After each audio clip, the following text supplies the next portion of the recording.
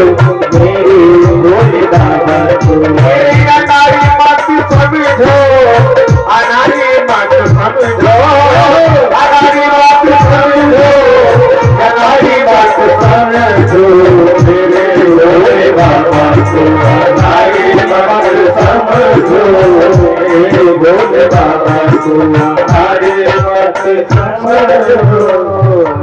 शंकर भगवान की जय।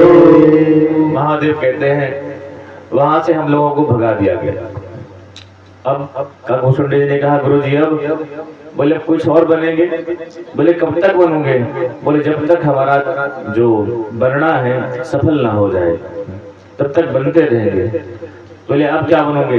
बोले महाराज अब बनेंगे ज्योतिषी। और माताओं को जरा पता लग जाए कि हमारे नगर में कोई बड़ा ज्योतिषी आया है तो हाथ गोड़ दिखवाने से पहुंच गई हैं। गुरु जी हमारा जी यहाँ बात बताओ क्या हाल चाल है। तो शंकर जी ने कहा ज्योतिषी बनेंगे तो काम बन जाएगा। और मेरे महादेव ज्योतिषी बन गए हैं। काकभूषण जी उनके चेला बन गए हैं। गोस्वामी जी ने पत्रिका में लिखते कहते हैं कि अवध आज ज्योतिषी एक आयो, अवध आज ज्योतिषी एक आयो, कि बूढ़ो बड़ो प्रामाणिक ब्राह्मण शंकर नाम कहायो। अवध आज ज्योतिषी एक आयो। अवध में आज ज्योतिषी आया है। नाम क्या है। स्वामी शंकरानंद मिश्र जी महाराज। शंकर जी ज्योतिषी बन करके आ गए हैं। और प्रचार कौन कर रहा है। काकभूषण जी आइए आइए अपना हस्त रेखा दिखाइए। वाराणसी से बड़े सिद्ध महात्मा आए हैं, ज्योतिषाचार्य आए हैं। भूत भविष्य वर्तमान बता सकते हैं। 3 जन्म पहले क्या थे बता देंगे, 3 जन्म बाद में क्या होंगे वो बता देंगे। सारा कुछ अपने बारे में जान लीजिए। आइए गुरु जी के पास आइए। महाराज सुनते ही सबकी भीड़ लग गई। पूरी अयोध्या में चर्चा फैल गई। कान कान तक बात पहुंच गई कि महाराज अयोध्या में कोई बड़ा प्रसिद्ध ज्योतिषी आया है जो भूत भविष्य और वर्तमान तीनों कालों की बात कहता है। और जब सुना कि ज्योतिषी आए हैं अयोध्या में तो कौशल्या मैया ने कहा बड़ी दासी से कि सुना है अयोध्या में कोई ज्योतिषी आया है और भूत भविष्य और वर्तमान की बात बताता है। बोले हाँ। तो बोले जरा उसको अपने यहाँ बुला के ले आओ महल में। कम से कम हमारे रामलला की हस्तरेखा देखिए, बताए तो सही कि हस्तरेखा में क्या है। बोले बिल्कुल। कौशल्या मैया की एक सुंदर दासी शंकर जी के पास में आई। शंकर जी ने कहा चिला लग चुरा कोई महल से आ रहा है। बोले क्या महारानी आ रही है। बोले नहीं महाराज ये कौशल्या माता की अंतरंग दासी है। शंकर जी ने कहा वाह, जिसकी दासी का ऐसा वैभव हो उस राम के तो क्या कहने हैं। दासी ने कहा सुनिए आप हमारे साथ महल में चल सकते हैं क्या। थोड़ा रो रहे हैं रामलला, उनका थोड़ा देख लीजिए क्या ग्रह दशा है, कोई दिक्कत तो नहीं है। शंकर जी ने कहा बस चेला काम बन गया। इसीलिए बने थे कि अंदर जाने को मिल जाए और मैया का बुलावा आ गया है, चलो चलते हैं। बोले हाँ चलते हैं। सारा खेला खत्म किया, अपनी झोली वोली बटोरी और पहुंच गए कौशल्या जी के द्वार पर। दासी ने कहा सुनो महाराज एक का प्रवेश होगा अंदर, 2 का नहीं होगा। शंकर जी ने कहा तो ठीक है हम जा रहे चेला, तुम यहीं रहो आराम से, लड्डू पूड़ी खाओ, हम जाते हैं देख के आते हैं। काकभूषण जी ने कहा महाराज सुनो डील हुई थी कि दोनों दर्शन करेंगे, अगर ऐसे बीच में छोड़ोगे तो सारा भांडा फोड़ दूंगा, कह दूंगा कि कैलाश से शंकर जी साक्षात आए हैं। शंकर जी ने कहा हे भगवान चेला सारा खोल पट्टी खोल देगा, गड़बड़ हो जाएगी। तब क्या कहते हैं सुनो सुनो दासी हम तो थोड़ा बुजुर्ग हो गए हैं, नेत्र की जो रोशनी है कमजोर हो गई है, तो हाथ तो मेरा चेला देखता है कि कौन से रेखा किस पत्थर तक किस पर्वत तक जो है जा रही है और उसका जो फल है वो हम बताते हैं। तब दासी ने कहा महाराज ठीक है चलो। अब दोनों अंदर गए और जैसे शंकर भगवान ने राम जी की बाल स्वरूप की झांकी देखी तो आंख खुली की खुली रहेगी और समाधि लग गई उनकी, खुली खुली आंखें। दासी ने कहा कौशल्या मैया ने कहा महाराज जरा देखो रामलला के हाथ क्या बताते हैं ग्रथ साहब। अब शंकर जी अपने में है ही नहीं, वो तो समाधि लग गई उनकी, न हिले न डूले, केवल आंख खोल के देखते रहे। कौशल्या माता ने कहा, दासी 1 घंटे से हो गया, ये बाबा कैसे हाथ देखता है? वहां भी ऐसे देखता था क्या? बोली माता महारानी ऐसे तो वहां देखते नहीं थे, यहाँ पता नहीं आगे क्या हो गया। अब कभी नाक के पास हाथ लगाए, कभी मुंह के पास लगाए। कौशल्या मैया ने कहा, मुझे लग रहा है इसकी सांस चल नहीं रही है। महाराज तो पधार गए।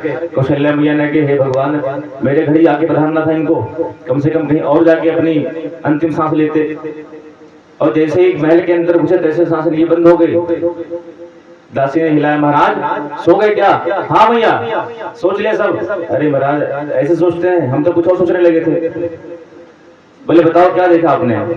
शंकर जी ने बड़ा सुंदर सुंदर राम जी के हाथों को देख करके उनकी रेखाओं के बारे में बताया है कि भैया तेरे लाला के इतने नाम होंगे और तेरा लाला ऐसा, तेरा लाला ऐसा, बहुत कुछ बताया। यहाँ तक कि कहा कि मैया तेरे राम के जीवन में तीर्थ यात्रा खूब लिखी है। माता ने कहा, हाँ हाँ बड़ा पुत्र है तो राजकाज के पाठ से तो बाहर जाना ही पड़ता है, तो तीर्थ यात्रा तो होगी ही। पर शंकर जी ने कहा, मैया जब ये दला तेरा पढ़ करके आएगा ना गुरुकुल से, तब जो है एक दाढ़ी वाला बाबा आएगा और तेरे बेटे को लेके जाएगा। मैया ने कहा, सुनो महाराज, दक्षिणा कम हो तो बढ़ा सकती हूँ, अरे फालतू की बात बताओ। बोले सुनो तो मैया पूरी बात तो सुनो, जब वो दाढ़ी वाला बाबा आएगा ना और तेरे बेटे को लेके जाएगा तो दूसरी तरफ से बहू लेके आएगा। मैया ने कहा, फिर तो बताओ ठीक है, आगे क्या होगा बताओ। बहू लेके आएगा महाराज, तब बताओ आगे क्या होगा। क्योंकि माताओं का जब कोई बालक जन्म लेता है सबसे पहले उनको चिंता ही होती है कि मेरी बहू कैसे होगी। तो मैया को बताया कि परली तरफ से महात्मा बहू लेकर के आएगा। कौशल्या मैया खुश हो गई, महाराज फिर तो ठीक है, बताओ आगे क्या होगा। भगवान राम ने कहा, सरकार अब इसके आगे कुछ कहना नहीं, कि ऐसा ना हो कि राम जी का वनवास बाद में हो और मैया का प्रणाम तो पहले हो जाए।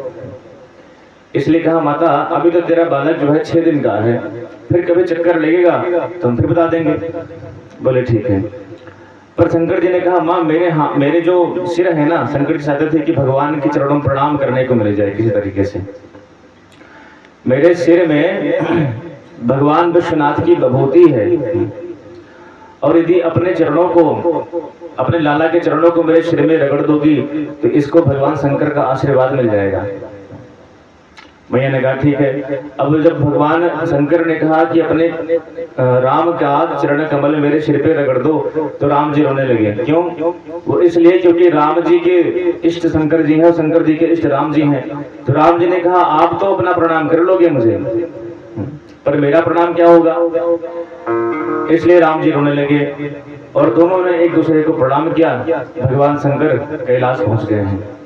माता पार्वती से कहा, देवी ये मेरी चोरी थी जो मैंने तुमसे कहा कि औरों एक कहो निज चोरी, सुन गिर जात दृढ़ मति तोरी। ये चोरी थी मेरी। मैया ने कहा, सो तो बात ठीक है, पर अगर दासी नहीं मिलती तो आप दर्शन नहीं कर पाते। बोले हाँ ये बात तो ठीक है, दासी के बिना तो अंदर जाने को मिलता नहीं। तो बोले सरकार दासी को भूल गए क्या? बोले अच्छा तुम्हें थी क्या? बोले हाँ, हमें तो गैर दासी बन के आपको अंदर प्रवेश कराने के लिए। बोले वाह देवी, हमने अपनी चोरी बताई पर तुमने नहीं बताई मुझे। बोले सरकार हम तो ये सुन रहे थे कि आपके मुख से निकलता क्या है, क्योंकि आप इतनी मीठी राम कथा सुना रहे हैं, सुन के मुझे बड़ा प्रेम लग रहा है। भगवान शंकर ने बड़ा सुंदर भगवान के बाल रूप का वर्णन किया है। एक दिन के बाद वशिष्ठ जी आए हैं और दशरथ जी महाराज ने कहा, सरकार हमारे बच्चों का नामकरण कर दीजिए। देखो भैया अब तो परंपरा खत्म हो गई नामकरण की, पहले थी ऐसे। पर जहां तक हिंदू समाज की बात है तो आप लोग प्रयास यही करें कि ब्राह्मण को बुला करके सुंदर तिथि और मुहूर्त दिखा करके तब नामकरण कराएं बच्चे का, और जैसी उसकी राशि है उस राशि के अनुसार ही नामकरण कराएं। आजकल बुआ रखती है नाम बच्चों का। क्यों रखती हैं? क्योंकि महीने भर से पहले आकर के भाभी की सेवा करी है, तो नाम रखने का उनको भी अधिकार होता है, क्योंकि नेक भी देना है। पर कभी भी अगर नाम रखना अपने बच्चे का तो शास्त्र सम्मत रखिए। ऐसे मत रखो मनमुखी नाम, ऐसा नाम रखो भगवान का जिस नाम का कोई अर्थ हो। निरहो ग्रहो न रखो राम भैया, ना निरहो ग्रहो हुई है। इसलिए नाम यदि रखा जाए भगवान का, बच्चे का नाम, तो अपने भगवान के ऊपर रखो। या राशि के जिस अक्षर से उसका नाम बन रहा है उस नाम से उसका नाम रखिए।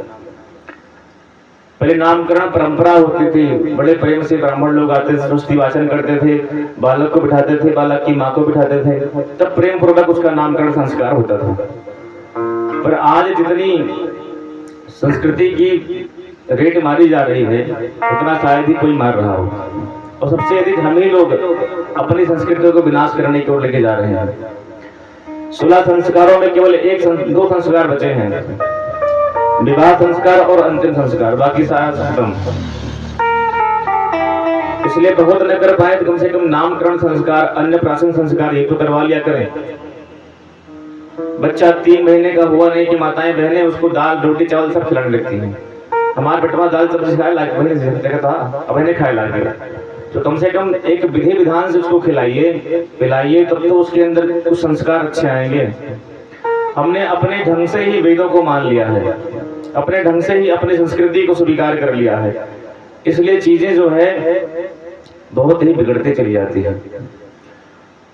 तो अपने कुल पुरोहित वशिष्ठ जी को श्री दशरथ जी महाराज ने बुलाया है और कहा, गुरुदेव हमारे चारों बालकों का आप नामकरण कर दीजिए। बड़ी सुंदर गोस्वामी जी ने चौपाई लिखी है, आइए हम भी गाते हैं। वशिष्ठ जी कहते हैं, भगवान कितना बड़ा सौभाग्य मेरा कि जिस परमात्मा जो अजन्मा है, जो अनामी है, उसका नाम रखने का अवसर मुझको मिल रहा है। वशिष्ठ जी महाराज पहले सूर्यवंश की जो पुरोहिती है उसको स्वीकार नहीं कर रहे थे, क्योंकि पुरोहित कर्म नीच अति मंदा, पुरोहित कर्म बड़ा नीच और मंदा कर्म है, इसलिए उसको स्वीकार नहीं कर रहे थे कि मैं करूंगा नहीं, मैं सूर्यवंश की पुरोहिती स्वीकार नहीं करूंगा। क्यों? बोले मुझे तो भगवान को पाना है।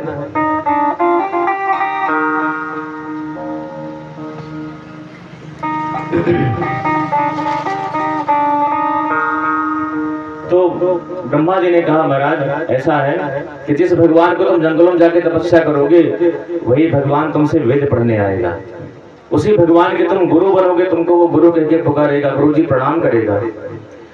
इसलिए तुम कहीं मत जाओ, मेरा आशीर्वाद है कि जिस परमात्मा के लिए तुम जंगलों में तप करोगे वही परमात्मा आकर के तुम्हारे चरणों में प्रणाम करेगा।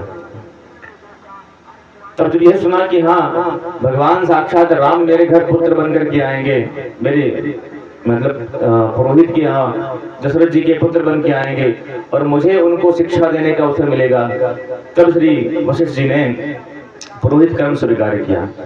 और आज ब्रह्मा जी की उस बात को याद करके वशिष्ठ जी की आंखों में आंसू आ गए कि मेरे पिताजी ने सही कहा था कि एक दिन तुमको साक्षात ब्रह्म का गुरु बनने का सौभाग्य मिलेगा और उसका नामकरण करने का सौभाग्य मिलेगा, जिसका कोई नाम नहीं होता है, जो अनामी है। वशिष्ठ जी ने कहा, जो आनंद सिंधु सुख राशि, जो आनंद सिंधु सुख राशि, श्रीकर क्षेत्र लोक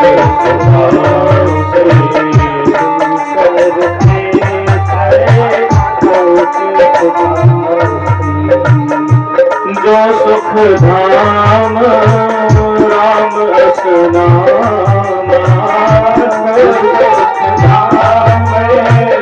राम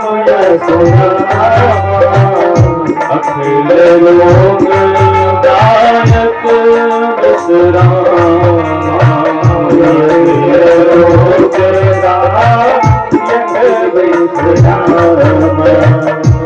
विश्व भरण क्षण कर जोड़े, विश्व भरण क्षण कर जोड़े, कातर नाम करत अस होई,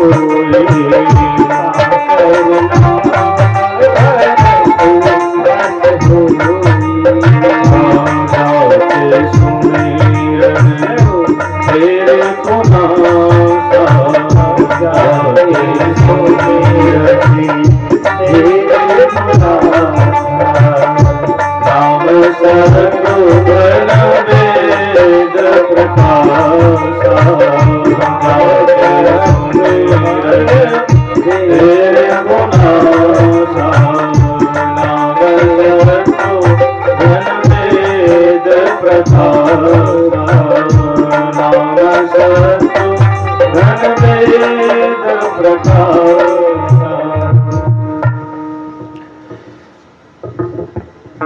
वशिष्ठ ने कहा, जाके जो आनंद सिंधु सुख राशि से करते त्रैलोक सुपासी। जो आनंद सिंधु का राशि है, राशि माने खजाना, और से करते त्रैलोक सुपासी, जिस आनंद सिंधु से एक बूंद से सारा संसार सुख में अपने आप को अनुभव करता है। कभी बाल्टी में पानी भरिए और उसमें एक सीख लीजिए, उस सीख को बीचों बीच में डुबो और डुबो के निकाल लो, तो जो एक बूंद निकलती है उस सीख से, उस एक बूंद के समान ही सारे संसार में उस आनंद सिंधु से वो एक बूंद निकला है, जिस सुख को सारा संसार अपना मानता है। और उसी सुख को प्राप्त करने के लिए हम दिन रात भटकते रहते हैं। उसी एक सीकर बूंद को पाने के लिए इधर उधर कहीं न कहीं खोजते रहते हैं। जो आनंद सिंधु सुख राशि से करते त्रैलोक सुपासी, उस एक बूंद से सारा त्रिलोक अपने आप को सुख में अनुभव करता है। जो सुख धाम राम रस नामा, अखिल लोक दायक विश्राम। जो सुख धाम राम अस नामा, जो सुखों का धाम है उसका नाम क्या है? बोले राम। संस्कृत व्याकरण में प्रमुख क्रीडायाम धातु से राम शब्द की व्युत्पत्ति होती है। कहते रमन्ते योगिना यस्मिन इति रामः। जो योगियों के हृदय में रमण करे उसको राम कहते हैं, अथवा योगी जन जिस राम में रमण करे वो राम है, अथवा इस संसार की कण कण में जो रम रहा है वो राम है। कि राम नाम स्वे जानिए, जो रमता सकल जहान। और घट घट में जो रम रहा, सोई राम पहचान। जो घट घट में रम रहा है उसी राम को पहचाने। जो सारे संसार को विश्राम देने वाले हैं उनका नाम क्या है? बोले राम। बोले राम नाम महाराज की। और बोले विश्व भरन पोषण कर जोई, ताकर नाम भरत अस होई। संसार को सारे विश्व का भरण और पोषण करता है उसका नाम क्या है? बोले भरत। अब भरत का अर्थ क्या होता है? लोगों ने कहा विष्णु जी ही भरत बन करके आए हैं। मिति विष्णु, क्योंकि विष्णु का अर्थ क्या है? बोले सारे संसार का भगवान पालन करते हैं विष्णु के रूप में बन के।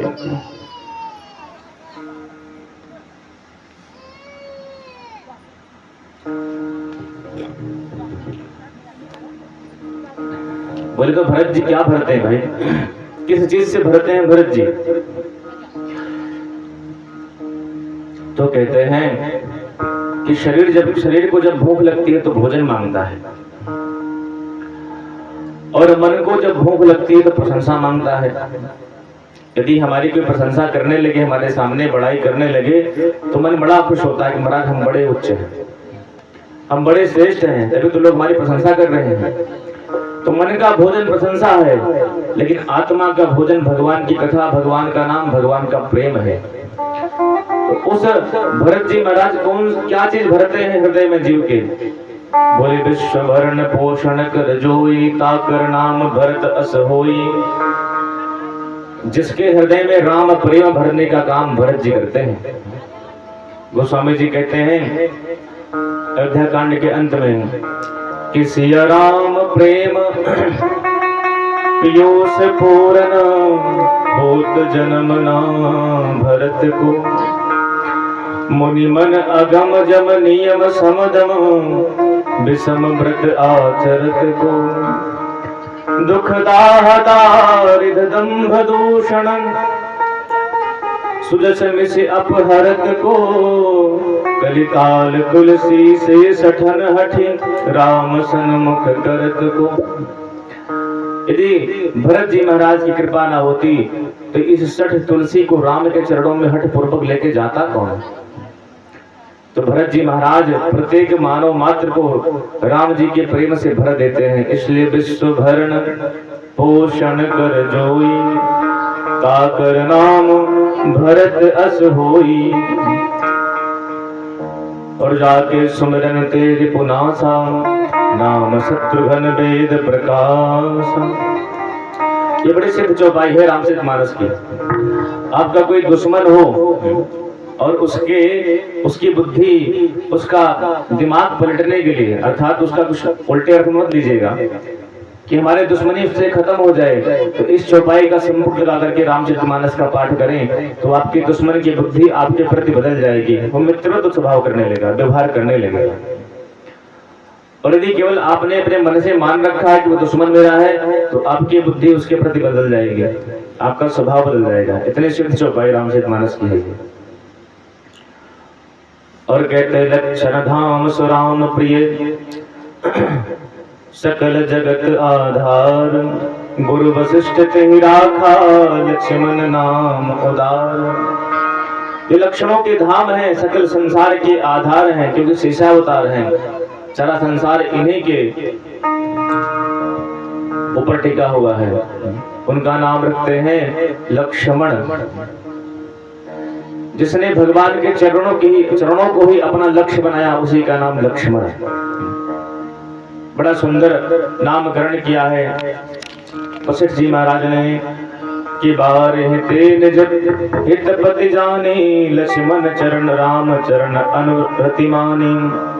भरत शत्रुघ्न दोनों भाई, प्रभु सेवक जस प्रीति बढ़ाए। बहुत ही सुंदर दोनों भाइयों का, चारों भाइयों का आपस में बड़ा प्रेम है, प्रगाढ़ प्रेम है।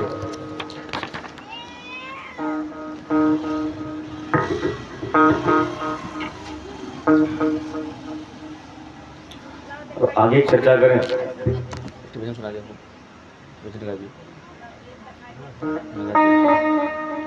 हमारे भैया हैं, एक भजन सुना रहे हैं आपको।